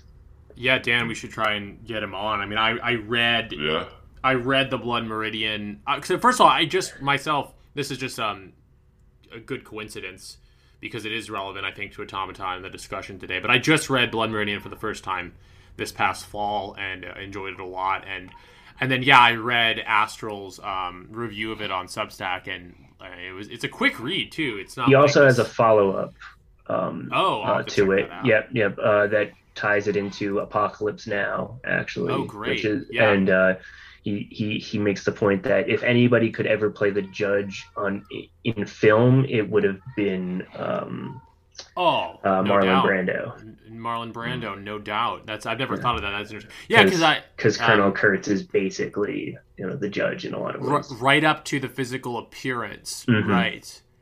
The difference being, and this will tie into what I'm about to say in regard to Automaton as well. The difference perhaps being that Kurtz in Apocalypse Now / Heart of Darkness, let's remember, also right. Also Conrad's book, is someone who kind of in theory started off as a normal European gentleman and then was driven crazy, or however you want to put it. Whereas again, Judge Holden is this otherworldly, like, where did this guy even come from? But nevertheless, the end point I do think is similar. And I guess my main observation from Astral's take on Blood Meridian in regard to Automaton is that Astral's turn of phrase here, which is very good. Blood Meridian is a pre-apocalyptic novel. It takes place in the wilds preceding civilization, pre-order chaos, and Astral kind of talks about the wild animals and the. It's interesting that we think that civilization is apocalypse in a lot of ways. Yeah, that's exactly. So Blood Meridian precedes civilization, of course. Automaton is in the slightly more common type of literature, which is I don't know, apocalypse is a strong word, but post collapse novel. And what's interesting is that qualitatively at times the landscape navigated by the Glanton Gang and Blood Meridian has some. Well, of course, that's in the Southwest, whereas you write sort of in the the middle Midwest or northern Midwest. But nevertheless, there's some qualitative similarities, like trudging over this land and the physical hardships. But there's also that fundamental difference that one is preceding civilization and one is post-civilization. And this is more of an observation than a question. But like the similarities and differences there too are pretty interesting because, again, qualitatively similar, but there's something more fundamentally perhaps sad about something following civilization. There's less hope there, I guess. Right. Yeah. And I think that nails it. That there is less hope in post-apocalypse or post-collapse, because what do you have to look forward to? Not to get too deep into the weeds, but there are children making this journey. There is a pregnant woman making this journey. So there are seeds of, okay, we can rebuild, we can persevere. This is not the end. And the Glanton Gang obviously didn't have women and children, and the ones that were there did not last with them very long. Right. I shouldn't be laughing at that, but it's kind of funny. No, it's true. And I think, I don't know, I think it's, my book is definitely heavily influenced by McCarthy, but I didn't want to do a retread because why read Automaton when you can just read Cormac McCarthy instead? At least except for the fact that my book's all in English and his books are half in Spanish. Right. Again, I'm definitely overusing this turn of phrase, but it's like the similarities and the differences are what make it interesting. And I guess to pose one thing as a question, like what, and not to make you project something onto the novel that you almost purposely perhaps left out, but within the world of Automaton, like what do you think would have to happen? What would a positive rebirth or the foundation of something positive, like what would that have to look like? I mean, you described about this possible character that you didn't end up putting in. I mean, because like in Blood Meridian, it's like it's easy to kind of think like, oh, they have this intense, wild energy throughout the book, and then the West kind of gets closed off, and then civilization is sort of born. It's kind of, that's a little oversimplistic in and of itself, but nevertheless, you can look at the narrative that way. Like, these are the foundations. I will say to be determined. To be determined. That is, I definitely want to put. I want it to end on a good note. So it's going to be a trilogy of books. I want it to end well. I want there to be something. I want people to come away with not oh, it's not a happy ending, but at least things work out kind of in the end. Yeah. Because that's how life is. Very rarely are there happy endings, but there are endings that you can live with. That you can live with. Find happiness in. Yeah. Even Automaton has a small glimmer of hope at the end, I would say, if I'm reading it right. Though I won't go into any more detail than that, because that's one to leave for the reader to find. But yeah, no, it's interesting. I've been wrestling with this question. I won't go too into the weeds on this, but I published a very, very long Substack article called The Renaissance of the Ritual, which is a line taken from Mike Maugh's book, Gothic Violence, where I go to some weird places in that is not really on theme for this podcast. Read that yet. I have. Oh, no worries. It's long as heck. It's well worth the read, though. Very good. Very cool. All right, I'll definitely go check it out. By the end of it's probably not too relevant to what we're talking about here today. But at the beginning, one of the themes that I'm trying to wrestle with is the notion of what does it take? And this is what I would say is like one of the principal, in my view, themes of Frog Twitter, by which I mean accounts like Baps, to an extent Zero HP, definitely like Mike Maugh's. Have you read Mike Maugh, by the way? Yeah, I read Harassment Architecture because of your episode. Wow, cool. Yeah. So I picked it up. I almost messaged you guys because I put you guys in a group chat so that you'd have to talk to me. I almost wrote that it was the book that I wanted to write. Really? Yeah, because I was going to say it's like very different. Yeah, very different. No, very very different indeed. But especially so like my first foray into like the I guess the outside academia, outside of the mainstream, outside of what is acceptable, is I read Industrial Society and Its Consequences.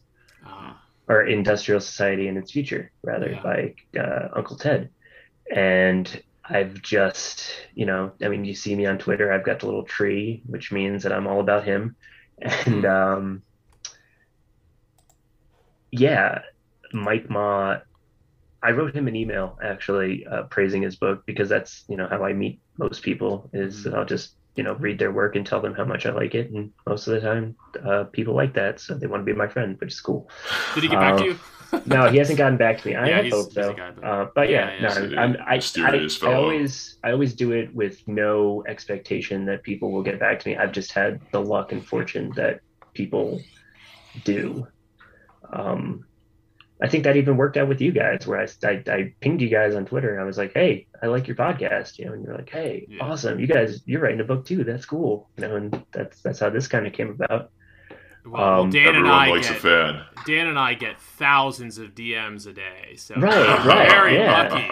I know. I mean, you guys are the best right-wing esoteric podcast on Patreon. We beat out alt-right. Yeah. I view that as like a major Frog Twitter theme. That, what is, by Frog Twitter, I'm talking about specifically, again, like and Bap had this Telegram message the other day that he doesn't, view himself as like a one-man movement or anything. So I'm respectful of that. I'm not like trying to shoehorn anything into like one singular idea, or, we're all just people posting, right?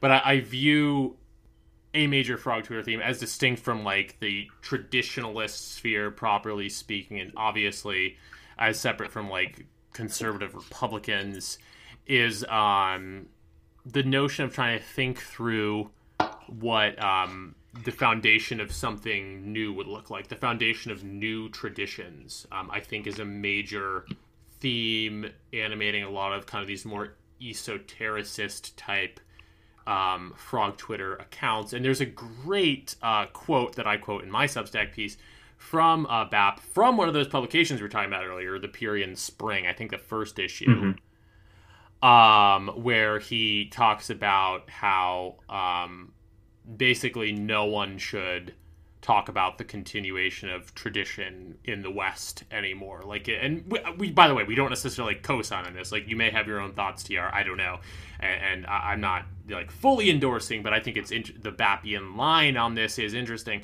That, you know, it's basically there's no like tradition in the West is like as a dead thing. The only traditions that persist are somehow compromised or cuckolded. He even says they are not what they present themselves as. They are compromised by, you know, global homo, as we might say, in some kind of way, and therefore all thought must be applied towards the foundation of new traditions. But Bap then adds a caveat to that, which is that even that you can't think about in a straightforward way. You can't just like make a Twitter account like this is the new tradition and go forth and prosper. Right.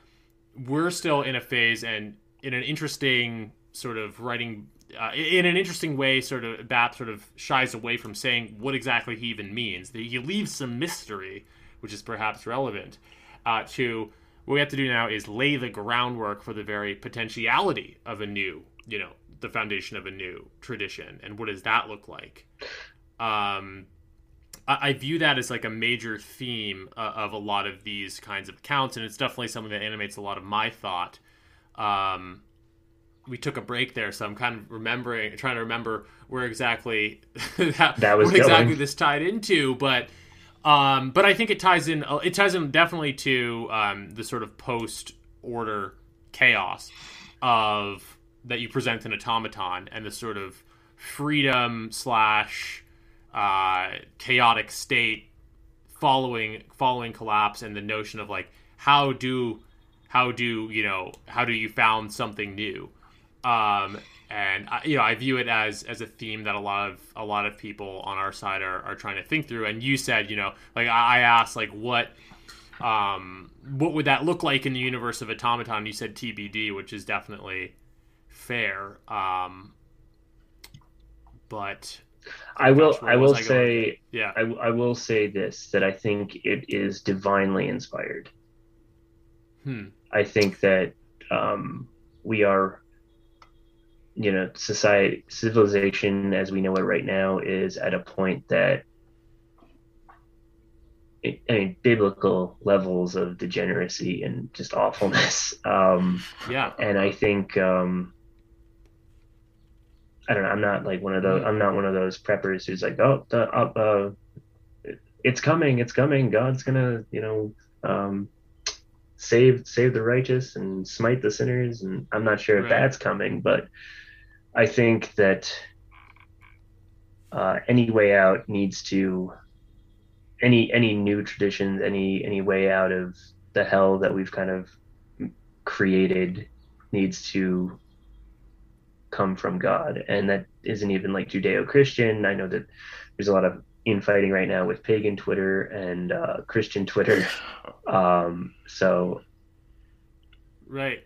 Well, yeah, no, first of all, I agree. I do think that whatever that groundwork for the foundation of something new would have to look like, and this is partially what I write my Substack on, I do think it would have to first and foremost be spiritual or even mystical. Now, there's pitfalls to that. You don't want to just become like a weird frog Twitter hippie. But nevertheless, I love the frog Twitter hippies. I do too. It's kind of a guilty pleasure in a way. I think a lot of, yeah. I think my problem is that I'll give anybody the time of day. So that leads me down to some very spicy threads on 4chan. Say no more there. But I hear you. Like, I'm so cynical and distrustful of whatever's mainstream that I'll listen to whatever the opposite of that is, even if it sounds crazy, and I'll try and find the what ZHP would call what's spiritually true about something. You know? Oh no! That's how I've always been with like so-called conspiracy theories, is like finding the spiritual truth. I mean, I also in all of them. I also just know that 9/11 was an inside job, but right. Well, again, to plug myself a little bit, like this lengthy Substack post I just dropped on the world to little fanfare at this point, but it'll always be there if anyone wants to read it. I'll read it and boost it, man, because I like it. I mean, if you're telling me you're willing to read anything, like, not that it's that crazy, but it's definitely one of the more weird and vaguely sort of mystical or even vaguely new age inspired wavelengths I've ever like gone down. And just to more plug myself or whatever, like, I think whatever I'm writing next fiction wise, I want to sort of be inspired by some of the themes I start to play with there. But to bring it back to the question, like, what does the foundation of new things look like? I do think, and there's always pitfalls to spiritualism, because then you just become this like priestly person who's disconnected from reality. Like, we got to remain rooted in reality, and like there are like political goals and whatever that you should be invested in. But nevertheless, like, I think that in my view, I guess the first step is definitely kind of cultivating that foundational mindset, and perhaps we can just leave it cryptically at that. But I do think it's also a theme. Not so much. It's not that similar to what I write about in my blog post, but Automaton definitely, when you get into those sort of expansive chapters in the middle where they're in the wilderness, as in Blood Meridian, that theme of how everything is sort of founded in violence and in the wilderness and in chaos. I was reminded of it for sure. Yeah, totally. I mean, like, ashes to ashes, dust to dust, right? I mean, exactly. You're gonna. I think the pyramids might be like the only permanent human structure left in like 1,000 years, and even they'll probably just be a mound of sand by then.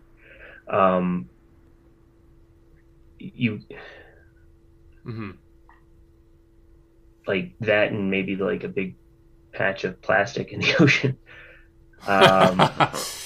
Right. Like, oh God, that's the most depressing thought ever. Is that like, if humans ever left, our legacy would be plastic. Yeah. But yeah, I don't know. To bring it to a more optimistic place, your novel and McCarthy's novel are both kind of, in some respects, frontier stories. And I think a lot of what we've been dancing around here is the idea of opening new frontiers. And what's your sense of that? What's your sense of both, like, literarily, like, to what extent were you inspired by frontier stories? And philosophically, the foundations of new things implicitly involve the creation of a new frontier. Yeah. And I mean, that's just such an American concept. Yeah, I think that is the American idea, is to go after the next thing, capital P progress, which, is why it's our undoing in many ways. But to go to the next place, to do the next thing, to be the first to stand on the moon and to, spit in the Mississippi and then go to California. I'm super inspired by that. I've tried to, well, I don't think it was conscious, but I've lived my life as like, traveling to new places, doing a few new things, and I don't want to, self-dox, but I've done some kind of cool stuff, I guess. Especially having been in the military for a bit, I got to do some cool things. I wanted to ask about that because someone, I was going to respect your privacy and not ask that, but it's interesting you bring that up because I will. Another little plug to Automaton is like the hand-to-hand combat, just like the combat descriptions in Automaton. I mean, they read to me as someone who knew. Yeah, and I mean, so luckily, I never went anywhere super dangerous. I was never in combat, so anybody who ever was in combat and thinks that my story is bullshit, please feel free to reach out to me and I'll take the book down, because I definitely don't want to I don't want to claim anything or disrespect anybody, because I do have a lot of friends that have been through hell, and I'd hate to profit off of that. But going back to the other point about the frontier, one of my favorite books is called Butcher's Crossing by John Williams. He most famously online, he wrote Stoner. Right. Yep. Which is, the exact opposite. Stoner is probably my favorite book ever, actually. And then Butcher's Crossing is like a little below that. Stoner is about a farmer turned professor at a university, and it's like his story and how sad his life is. But then Butcher's Crossing is about a man who he's at Harvard in the 1800s. And Emerson himself comes to Harvard and gives a talk about needing to go out and experience real life in nature. And this inspires him so much that he drops out of school and just heads west to this tiny, butchering town, where, traders and hunters will, sell their buffalo hides, for, pretty good money, called Butcher's Crossing. And he decides, okay, I've come out this far. I want to go out and hunt some buffalo and experience real, authentic life. And yeah, that book, probably the least well-known of his major works. I think it was also his first book, but it spoke to me he's my favorite writer ever. Cormac McCarthy's great, but John Williams just does it for me, because he understands that not every tragedy is earth-shattering, that they're not these huge events. Sometimes they are, I married poorly, or I'm kind of stuck in the middle of nowhere, or there's a prostitute who wants to have sex with me for free, but I don't want to do that, and I'm really struggling with that. And then his books are also so varied, because when you have a college book in Stoner, then you have an Old West kind of frontiersman book in Butcher's Crossing, and then his other major work is about Augustus. It's just called Augustus, and that won the National Book Award. Yeah, I heard about that. Yeah, that was for a long time his most famous work, and it was a piece of historical fiction, and that's actually the one I haven't read yet. Yeah. So I can't speak to it much, but he was just so varied and so terrific. We'll have to check him out. Yeah, definitely, Dan, you do. And that's a long-winded way of saying that, yes, I like frontier stories. No, and Automaton, is very much that. It's both science. It's an interesting thing where it's both a little bit of science fiction, a lot of that frontier story, and again, that kind of grapes of wrath, human interest. Maybe human interest is the wrong word, but you write emotionally about an interesting cast of characters. Thank you. I appreciate that. Yeah, no, it's the book. The book is great and brings together a lot of these different elements that we've talked about. Again, I encourage everyone to check it out and read it and buy it. And we'll of course link to the Amazon page wherever we post this. One more element of the book that I know we want to touch on quick is, do you want to talk really quickly about the cover and how that came to be? Yeah, definitely. So I started working on a cover a few months back, and I was doing these stock photos, and they were awful. It was just totally tonally inconsistent, and I anybody who knows how to do art, God bless them, because I can't. I can write pretty words sometimes if I'm on my best day, but I can't do anything with my hands like that. Zero HP Lovecraft sees the potential cover that I post, and he's like, "Hey man, we gotta talk." This isn't good. Good friends are like that, where they will steer you in the right direction when you're going astray. And we talked for a little bit, and he says, "Okay, I'm gonna post this, basically a want ad for all the artists that might follow him." My DMs were open. A couple people reached out. I like their ideas somewhat, but this one artist, Mike Vinson, at MDVNSN, reached out to me, and he just got it right away. He understood what I was going for, and the thing that made me know that he was the right artist for me was he was like, "Hey, I don't know you. I need to get a feel for your book. Can I read it?" And I was like, "Yeah, man, definitely. I want as many people as possible to read this thing." And he got it. I couldn't have asked for a better cover. And it's really good, yeah. It's quite striking. Yes. I had one person say that ask if it was intentionally supposed to look like George Floyd. You'd have to ask Mike about that, but now I can't unsee it, and I like it. It kind of endears itself a little bit. It endears itself a little bit more to me because George Floyd, super soldier.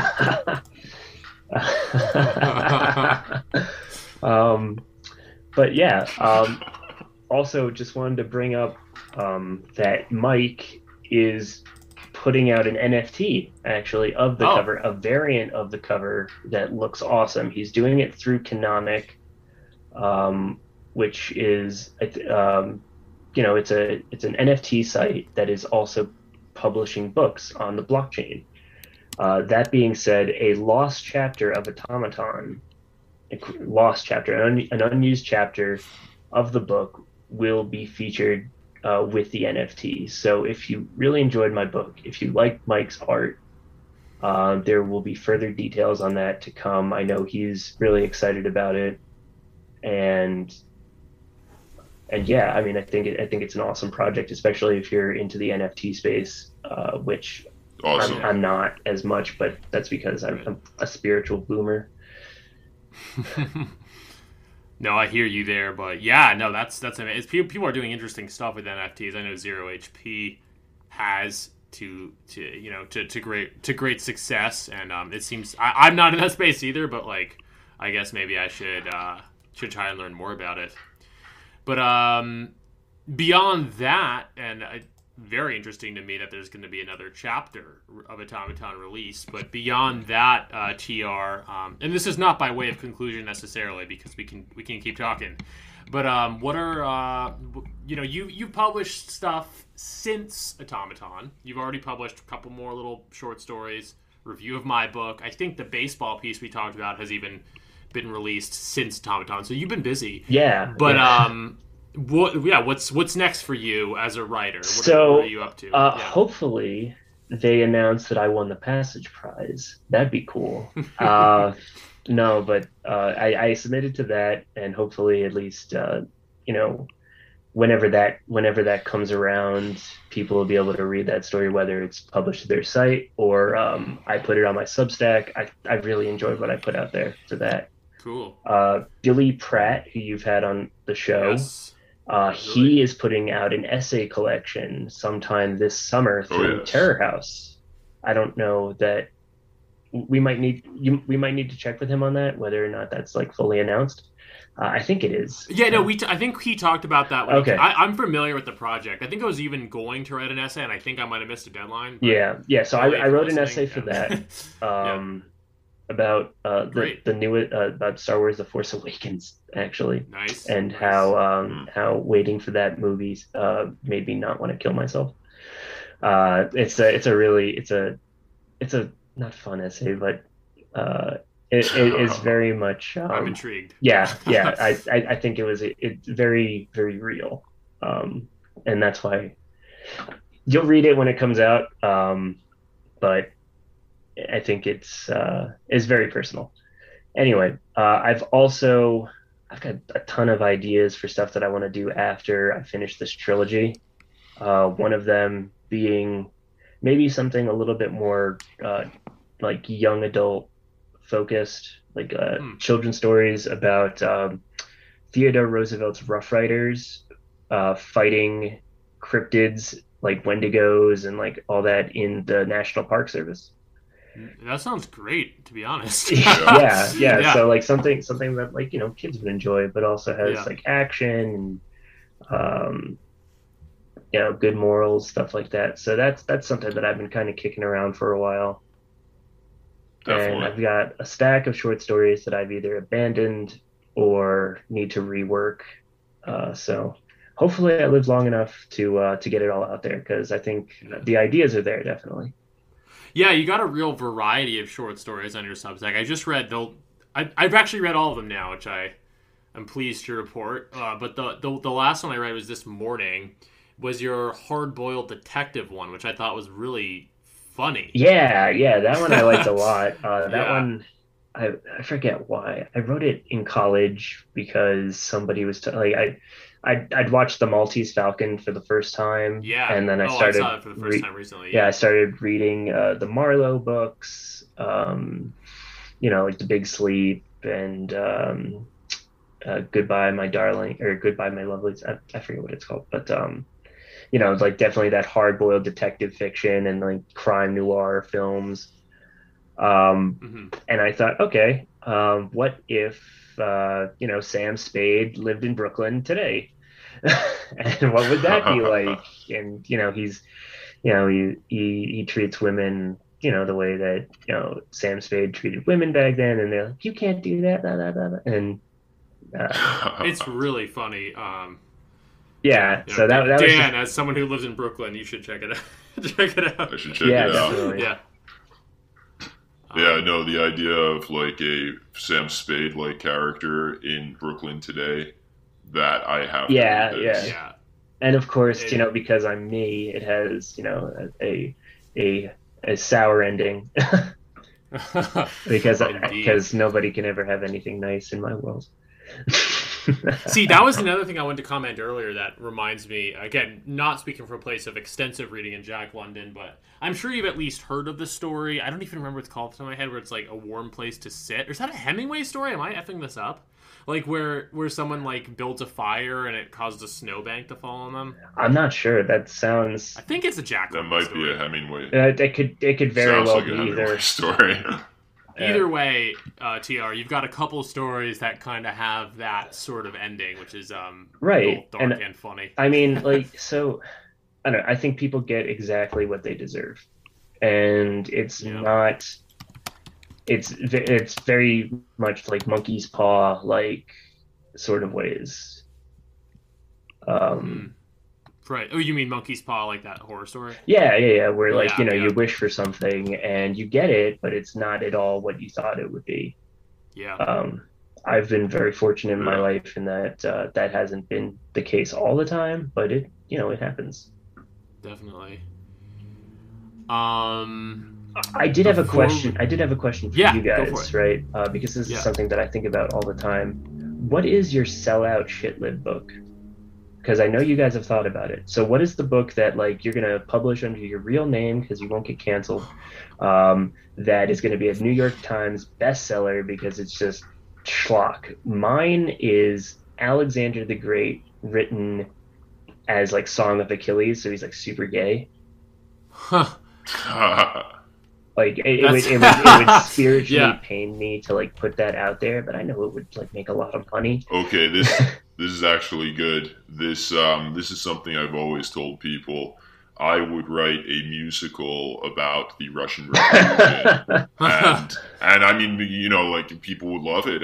But the thing is, I've told this to libs and what have you, and they're like, "That's a great idea." Oh, God. And I'm like, I'm never going to do that because I'm never going to spend my time doing something like that. But it's like, but yeah, it would, like, if I wrote a musical about the Russian Revolution, starring like Lenin and like Karl Marx doing like numbers, and it's it would do gangbusters. Oh, what you'd be on stage longer than Cats or whatever the hell is on. Like you'd be the Lindy effect. Yeah. Be the Lin-Manuel Miranda. Oh God. Yeah, but Matt, what's yours? I'm trying to think of my answer. I may have to get back to you on it. Yeah, sure. I can't. It's like everything I ever. I feel like what I would. All of my ideas in this vein. It's like something that I would try and that I would like. I would write like for as much of a normie audience as possible, but then like I would still be thinking about ways I could kind of between the lines slip in something a little more base, which I feel like doesn't necessarily correspond with the with the spirit of your question, which is like what is actually like the worst thing cringe possible idea. that you could just churn out and just sell out for. Yeah. Yeah. It'd be like some version of Dragon Day where it's like even like where it's like even gayer or something. Oh, okay. Like where it's Yeah, like you know how that is a little bit of a a homo nationalist, shall we say? Theme. Right. It would be like that, except rather than being kind of cryptic, it would be like really on the nose, and like it would be this piece where there would be whatever, like thoughtful op-eds like this shows like the homosexual characteristics of fascism. Right. It would be like that's so. Yeah. I don't know if that's a good. I don't know if that answer reflects well on me, but it would basically be like stuff that I already write, but like, but purposely more cringe. Whereas the stuff I write now is like has some kind of weird shit like that on as like an entry point that I do think like a certain and is also cringe. Like, but like that would be more. I don't know, more like a straightforward like appeal to that audience. I did want to ask about Dragon Day because I wrote in my review that Oliver, the character of Oliver, felt like an afterthought. Right? Not Oliver. Who's the other protagonist? Charles. Charles, yes. He felt like kind of like, oh, I have some holes in my story that Toby can't know. So who can I put? Whose POV can I use to fill in some of these gaps? Is that accurate or? Not exactly. Definitely not in terms of like their chronology of writing the story. I didn't like throw him in afterward. But the your criticism, I guess, or just your observation is well taken that he is not that fleshed out of a character. That I think is something that in a future novel maybe I would hone my craft more, but chronologically not exactly. I kind of always knew. It's my first novel. I'm not too precious about it, is what I've been saying lately. Like I'm open to criticisms and whatever I write. I have some distance on it. But what I'll say about it is like I wanted to challenge myself not to write in the first person, because as someone who grew up reading like Catcher in the Rye and a lot of those books and like Kerouac, books I still like to accept, but like there's a temptation just to write like I did that, like it's kind of and write this kind of navel gazing kind of teen into college novel, which again it's been a while, so like that was the origins of Dragon Day, but I wanted to challenge myself to write in the third person voice. So I feel like the narrative structure where it's one character who has some kind of inexplicable semi-omniscience and then like a close third like that, and I am to an extent proud that I have a slightly more complicated narrative structure in the book. No, it definitely, but I agree that Charles is as a character is kind of inscrutable. Yeah. No, and I didn't mean to come at you or anything like that with the question. It was more I was just curious about it for a while. But I think Toby definitely is the primary protagonist. I think his arc is the most interesting. Him and the professor, but I mean they're also really they're obviously very intertwined. Right. Yeah, no, I'm definitely very proud of Wallingford as a villain. And I think that the Toby narrative is pretty solid. I think it's far from a perfect book, and again my line lately has been like I'm not precious about it. I've met people like Toby, in real life, and I think there's a lot of them. Yeah. And I guess maybe if you guys still have time, we could talk about like craft and like writing and stuff, because that's the thing that I love most of all. What are the one thing in the book that in Automaton that I wanted to get across. Like this is like my metric for success is the dialogue. Does the dialogue sound like, one, people actually talk like this? Two, it sounds like multiple people talking and not just the same voice back and forth with itself. I think so. Yeah, I think I did that. And I've gotten praise like basically ever since I started writing. It's like, oh wow, your dialogue is really good. No, definitely. Yeah, it was solid. And I know I know a lot of people go don't like dialogue. I can respect that. I personally think that it's the best way to convey characterization. Right. But it is. Yeah. But I mean, like I understand it's not everybody's thing, so better make it good. I like dialogue a lot too, and I mean, I could put the question back at you, like, what do you think of the dialogue in Dragon Day? But I could also just say that I hope you liked it, and other people have said that I write good dialogue. And yeah, I do think it's important. Yeah, I think that especially the power dynamics implicit in your dialogue is really good, because it's obvious that Wallingford has these aspirations, and that Toby is like a pawn to him. Yeah, no. And there's a good amount of dramatic irony there, because the reader knows that Toby has no fucking idea. Yeah. No, I think dialogue is important, as you say. It's one of the best ways to convey characterization, and the dialogue is like one of many things in art and in life where it's like you don't want to notice it. Mm-hmm. Like if you write like good dialogue, doesn't necessarily read as like, oh, this is good dialogue. It just reads as like natural part. But like conversation, what stands out is bad dialogue. Yeah. And it's propulsive. Yeah. You read dialogue, and it just it sails you along, and that's like, I think a lot of people find it's the good part of the book. You get to the dialogue, and it's just like two people going back and forth. And if it's bad, you notice it. If it's good, you're just like racing along. Right. And then you have your Tarantinos where it's like, oh wow, they're not actually talking about anything, but it's somehow saying everything. I think that's at least not what I tried to do, but it's definitely like a huge influence in how I write dialogue. For sure. Yeah. Yeah, and a great opportunity, as you said, for dramatic irony.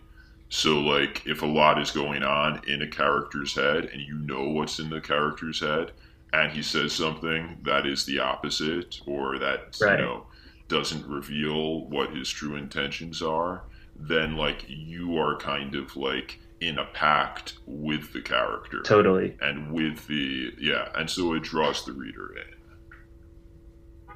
Totally. And, I mean, like, it's hard also, so, like, when writing... I don't know. Maybe just dialogue is just the easiest thing for me, because some of the places that I write about I had not been to, so it's difficult to write about a place you've never been. So there are a lot of there's dirt, and I've been on a road before, so I know what it looks like when it looks like shit and it hasn't been maintained and it's really bumpy.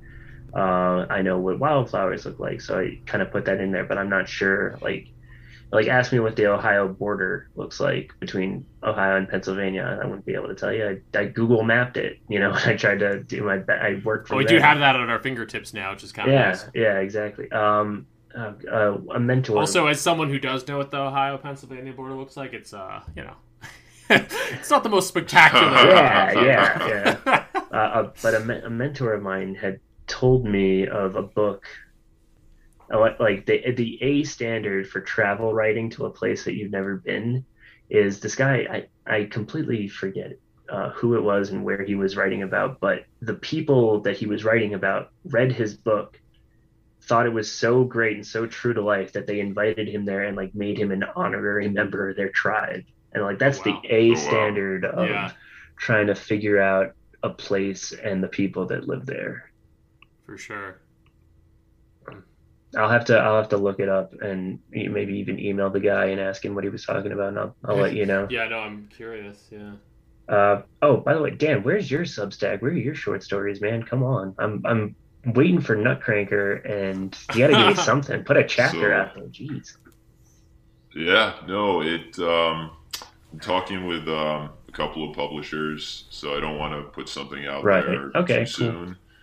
But yeah, depending, I may go ahead and publish it myself, as I mentioned to you offline, and in which case I'm going to be hitting you up for Yeah, tips and tricks definitely. for Yeah. getting this getting Nutcracker out Yeah, there. Yeah, I I'll guess help we out could. however Oh, I go on. can. Sorry. Yeah, I'll help however I can, man. I don't really, I mean, like, I just kind of put it on Amazon and there's not really much to do, except get good art.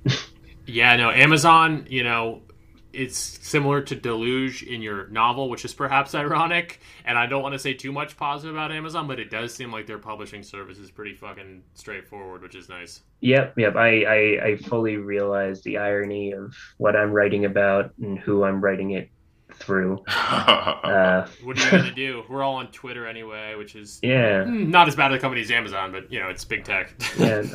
Ted Kaczynski, what's your handle? That guy's gonna die soon. But actually. yeah, Matt and I were talking about how this new kind of literary movement on our corner of Twitter, our corner of the internet, is increasingly a self-published one, and that that may be the way of the future for a lot of up and coming writers. I think so. So like I wanted to publish through like Terror House or something like that, but actually like their submissions were closed, right? A evidence of their success is like, well, we got to turn people away because we're putting out too many good books like Dragon Day and Welcome to Hell and Pat Kilgore's collection of poetry. Yeah, is also really good. I recommend that to people. But I was just tired of waiting.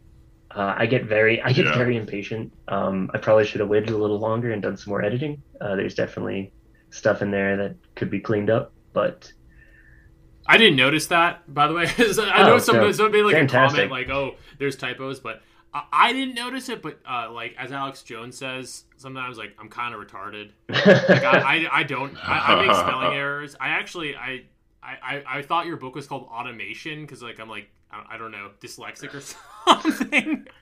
I was like, oh, it says automaton like halfway through. So I'm not like the poster child for noticing these things, but I did not notice any fantastic. Well, I mean that makes me feel good.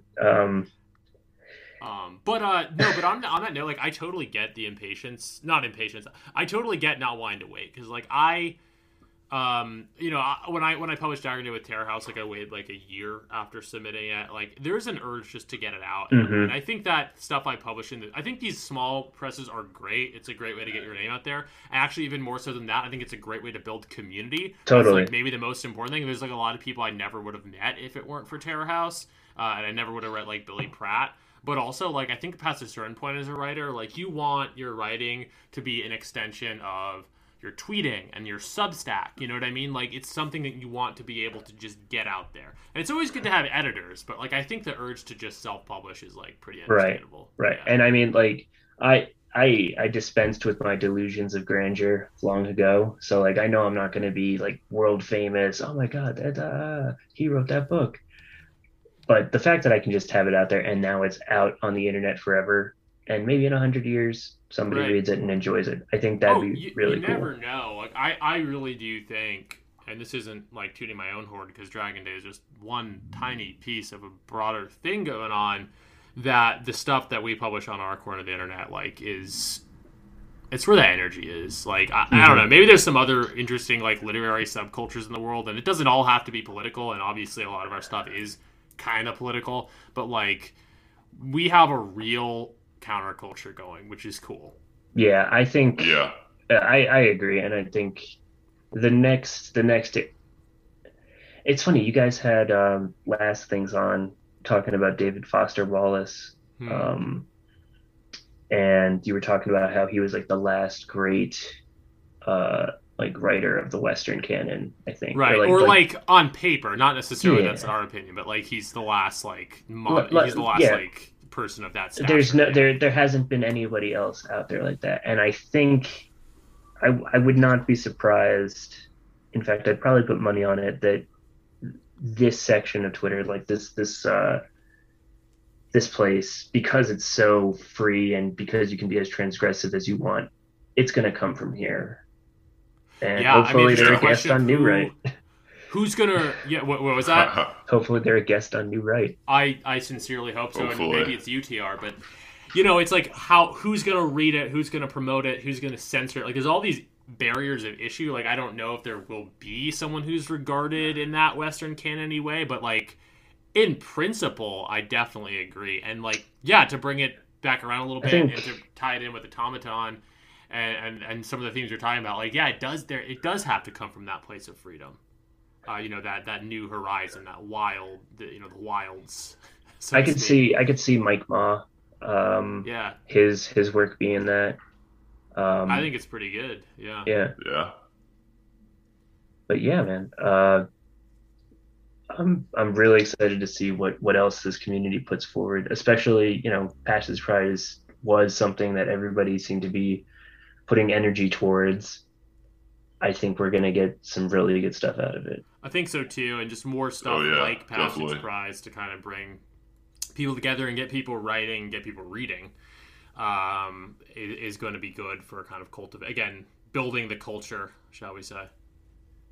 Yeah, you got to build the structure. You gotta get people writing. So the more we do it, the better work we produce, and eventually, thousand monkeys in a room with typewriters. 1,000 frogs. Oh yeah, there we go. Yeah, 1,000 frogs. Yeah, that'll be the title of the episode.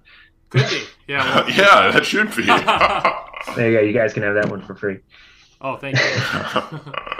Well, we are kind of hitting that 2-hour mark. Yeah. This has been awesome. Yeah, it's been a great girlfriend's gonna kill me. Oh yeah, sure. I guess if you have any closing comments, TR. I mean, obviously we will pitch it again. Buy Automaton. It's on Amazon. But anything else you want to say, TR? Anything from you're a New Right fan, so anything from our past episodes? Do you have any other questions about or comments? We could probably do a whole other episode. And we should, by the way. I would love to. Yeah. But just telling you guys where you were wrong in your past episodes, correcting me.